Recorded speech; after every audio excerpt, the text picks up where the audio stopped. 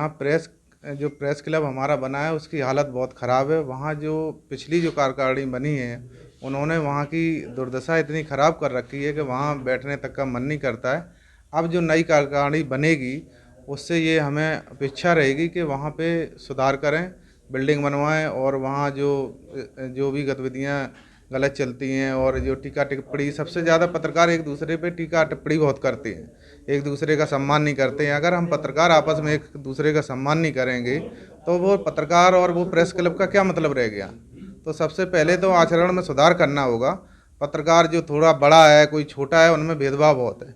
अगर कोई पत्रकार एक दूसरे से मिलना चाहे तो वो उससे मिलता नहीं है, उसके अंदर अहम भरा हुआ है। तो ये जब तक नहीं निकलेगा तब तक हम आपस में एक नहीं होंगे।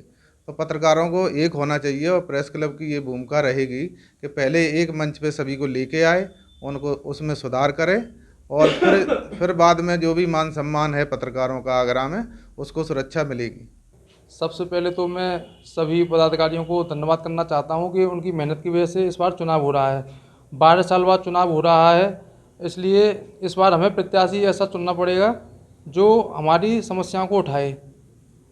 जैसे और इसके अलावा वहाँ ताज प्रेस क्लब में अच्छा सा एक बिल्डिंग बनवाएं और वहाँ जो है आपके स्पोर्ट्स के लिए भी क्लब बनना चाहिए, वहाँ एक क्लब बनना चाहिए। तो इस बार मेरा सभी से अपील यही है, निवेदन भी है कि आप अपना कीमती वोट उस व्यक्ति को ही दें जो आपकी समस्याओं को उठा सकता है। युवा साथी खड़े हुए हैं इस बार, तो उनसे युवा साथियों के खड़े होने से इस बार चुनाव काफ़ी रोचक हो गया है और जितने भी युवा और युवाओं के अलावा मतलब जो वृद्धजन हैं, हमारे वरिष्ठ जन हैं, वो भी युवाओं के साथ हैं। यह पहली बार ऐसा देखने को मिल रहा है। पिछले 12 वर्षों में चुनाव ना होने की वजह से दोबारा सक्रिय करने के लिए सक्रिय हुए थे सभी साथी कि इस प्रेस क्लब के द्वारा चुनाव हो। तो चुनाव की प्रक्रिया प्रारंभ हो चुकी है और पत्रकार साथियों की पहली जीत है कि चुनाव की प्रक्रिया का आरंभ होना। अब दूसरे फेज़ का चुनाव चल रहा है जिसमें नामांकन प्रक्रिया भी पूरी हो चुकी है और अब अंतिम फेज़ में जिसमें कि 13 तारीख को वोट पड़ने हैं। बहुत सारे लोग, बहुत सारे प्रत्याशी अपनी अपनी बात कह रहे हैं, लेकिन कहीं ना कहीं ऐसा लगता है कि जो प्रत्याशी अपनी अपनी बात कर रहे हैं वो समझ नहीं पा रहे हैं कि वो क्लब का चुनाव में पार्टिसिपेट कर रहे हैं या किसी संगठन के चुनाव में पार्टिसिपेट कर रहे हैं। एक बात सबसे महत्वपूर्ण है, सारे प्रत्याशियों को ये समझना चाहिए कि आखिरकार हम चुनाव किस लिए कर रहे हैं। प्रेस क्लब जहाँ भी चलते हैं, प्रेस क्लब का मायने ये होते हैं कि वो मीडिया में काम करने वाले उन सभी साथियों के लिए लिखने पढ़ने का स्थान होता है, उनके लिए मनोरंजन के बैठने का, आपसी में विचार विमर्श करने का स्थान होता है। लोगों को क्या लगता है कि प्रेस क्लब केवल बार खुल जाने से प्रेस क्लब सबसे बढ़िया स्थान होता है, ऐसा नहीं होता है। साथियों को पढ़ने लिखने का, युवाओं को वहाँ नई जानकारियाँ उपलब्ध कराने का, जो पीछे हमारी पीढ़ी पत्रकारिता में आ रही है, आखिरकार अगर उनको ये पीढ़ी नहीं सिखाएगी तो कौन सिखाएगा। सबसे पहली बात तो बड़ी खुशी की बात है कि ताज प्रेस क्लब का चुनाव हो रहा है। मैंने अपने पत्रकारिता के करियर में, मुझे 13 साल हो गई इस लाइन में, और मैं अब देख रहा हूँ कि चुनाव हो रहे हैं, तो बड़ी खुशी की बात है। मुझे बड़ा अच्छा लग रहा है कि चुनाव हो रहा है और ये चुनाव में जो कैंडिडेट आए हैं वो सब काफ़ी मतलब एक्सपीरियंसिव है, काफ़ी लोग, कई सालों का तजुर्बा है लोगों को, है ना। और ताज प्रेस क्लब में मैं तो चाहता हूं कि जो भी सिलेक्ट होके आए कार्यकारिणी में, जो भी सदस्य या अध्यक्ष, महासचिव, जो भी बने, कुछ अध्यक्ष, जो भी बने, वो सब लोग सिर्फ और सिर्फ ताज प्रेस क्लब और पत्रकारों के हित की बात करें। क्योंकि हम लोग जब फील्ड में रहते हैं तो फील्ड से जब हम काफ़ी पजल हो जाते हैं, इधर उधर भागते हैं, हमारे पास बैठने का कोई एक निश्चित स्थान नहीं है। अब जब ताज प्रेस क्लब जब सुसज्जित हो जाएगा, अच्छा बन जाएगा, लोगों के वायदे जब ये जो प्रत्याशी अपनी घोषणा में कर रहे हैं, अगर वास्तव में ऐसा होता है तो हम लोग को बैठने का एक अच्छा स्थान मिल जाएगा, वहाँ पे चर्चाएं भी होंगी और किताबें, लाइब्रेरी, जिस तरह की बात कर रहे हैं लोग, अगर वो लाइब्रेरी बनवाते हैं, अखबार, तमाम तरह के अंग्रेजी, हिंदी, सभी अखबार अगर वहाँ पे एक ही जगह पे हमें मिलेंगे तो हम उन अखबारों को पढ़ेंगे, बहुत सारी चीज़ें हमें जानकारी के लिए मिलेंगी। और सबसे खास बात यह है कि हमारा जो दिन भर की जो टेंशन, जो तनाव है ना, वो हमारे ताज प्रेस क्लब में जाके दूर हो जाएगी। हमारे साथी लोग हमें वहाँ मिलेंगे।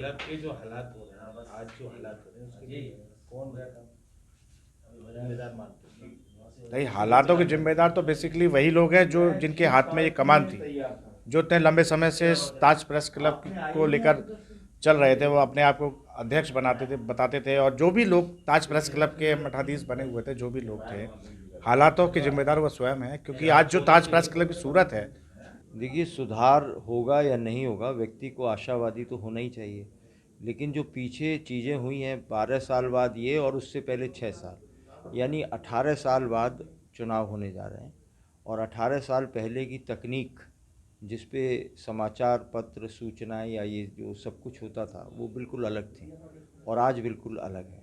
इसलिए जो आज जो पत्रकार है उसकी अपेक्षाएं प्रेस क्लब से अलग होती हैं, और समाज और दर्शक और पाठक हैं उसकी भी हमसे अलग होती है। जहाँ तक प्रेस क्लब का वो है, तो कुछ भी होगा इससे तो बेहतर ही होगा। अभी तो खंडर है, अभी पीछे कुछ दिन पहले उसकी इमारत का एक हिस्सा गिर गया था, सब कुछ हुआ था, लेकिन उसकी वो भी नहीं है। और प्रेस क्लब एक इतना तकनीकी रूप से सुसज्जित होना चाहिए, जहाँ इंटरनेट के बहुत ही अच्छा 5G जैसा या 4G फास्ट कनेक्शंस होने चाहिए, कंप्यूटर्स होने चाहिए, कंप्यूटराइज्ड लाइब्रेरीज़ होनी चाहिए जो बड़ी बड़ी लाइब्रेरीज से जुड़े हैं, क्योंकि जब तक किसी पत्रकार को रेफरेंसेस नहीं मिलेंगे वो अपनी न्यूज़ की प्रामाणिकता कैसे रखेगा, शोध कैसे करेगा। क्योंकि हमारा पाठक हमारी कही हुई बात को और दर्शक हमारी सुनाई हुई बात को बहुत ध्यान से सुनता है और समझता है और विश्वास करता है। इसलिए हम सभी पत्रकारों का ये दायित्व है कि जो भी सूचना दें उसको सही दें। दूसरी बात, स्थिति ये है कि आज पत्रकारों की स्थिति ये है कि वो थाने में पिटते हैं। अगर जरा सी भी किसी को सबल जो जिसमें दम है उसको बुरी बात लगती है तो वो थानेदार पे पत्रकार पर तमाम तरह के आरोप लगाकर उसे पीड़ित करता है। अब तो पिटाई होती है। अभी पिछले कुछ दिन बीते हैं तो थाना हरिपर्वत में एक ऐसा केस हुआ है, उससे पहले केस हुए हैं इस तरह के। अब वो सही है वो गलत है ये तो बात की बात होती है, आरोप लग जाता है और एक पत्रकार का मनोबल टूट जाता है। क्योंकि पत्रकार के पास मनोबल है, उसकी जेब में कुछ नहीं होता है, उस पर एक जज्बा होता है लिखने का। जज्बा ही टूट जाएगा, ख़त्म हो जाएगा तो पत्रकार कहाँ रहेगा।